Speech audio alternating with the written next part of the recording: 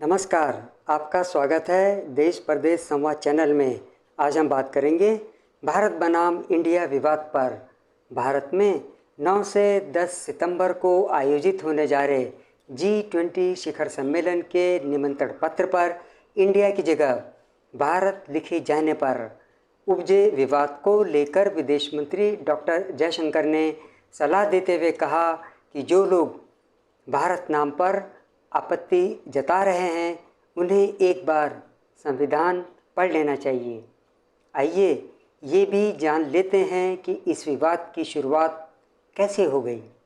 गौर हो कि सरकार पर कांग्रेस पार्टी ने 5 सितंबर को आरोप लगाया कि राज्यों के संघ पर हमला हो रहा है।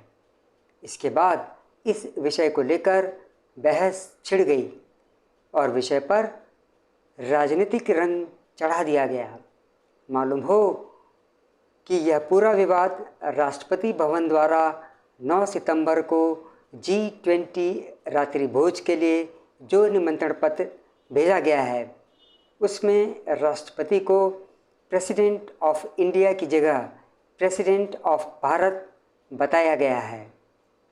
केंद्रीय मंत्री धर्मेंद्र प्रधान ने इस निमंत्रण पत्र की तस्वीर एक्स पूर्व में ट्विटर पर साझा करी थी।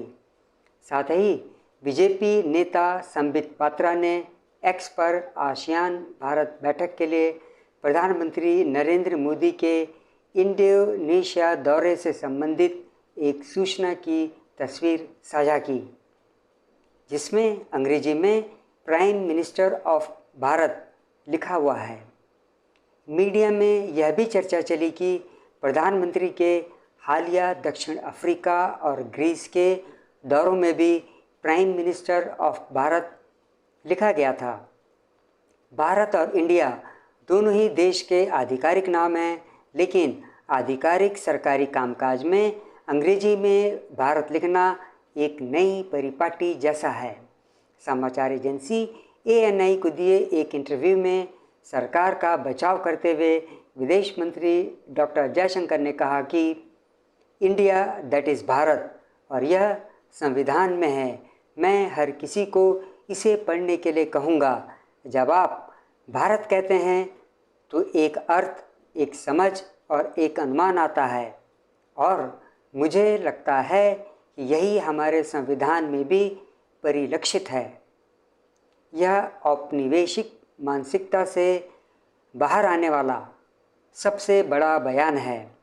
G20 शिखर सम्मेलन के लिए सरकार की ओर से किए गए इंतजाम में भी विपक्ष खोट ढूंढने में लगा हुआ है, जिस पर विदेश मंत्री डॉक्टर S जयशंकर ने कहा कि अगर किसी को लगता है कि वे लुटियंस दिल्ली या विज्ञान भवन में अधिक सुविधाजनक महसूस कर रहे थे तो ये उनका विशेषाधिकार था, वही उनकी दुनिया थी। और तब शिखर सम्मेलन की बैठकें ऐसे समय हुई जहां देश का प्रभाव संभवतः विज्ञान भवन में या उसके 2 किलोमीटर लुटियंस दिल्ली तक में रहा हो।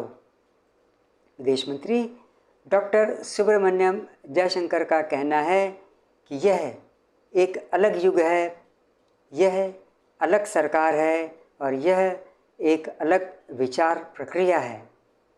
प्रधानमंत्री ने जो महसूस किया और हमने उस दिशा में काम किया है, जिसमें G20 ऐसी चीज़ है जिसे एक राष्ट्रीय प्रयास के रूप में माना जाना चाहिए। उन्होंने कहा कि जिन लोगों को लगता है कि हमें अभी भी सन 1983 में फंसे रहना चाहिए, उनका 1983 में फंसे रहने के लिए स्वागत है। देश तो आगे बढ़ चुका है, अब हम 2023 में हैं। आज के इस अंक में बस इतना ही। आपसे अनुरोध है कि आप मेरे इस चैनल से जुड़े रहिए और इसे सब्सक्राइब भी कर लीजिए। जय हिंद।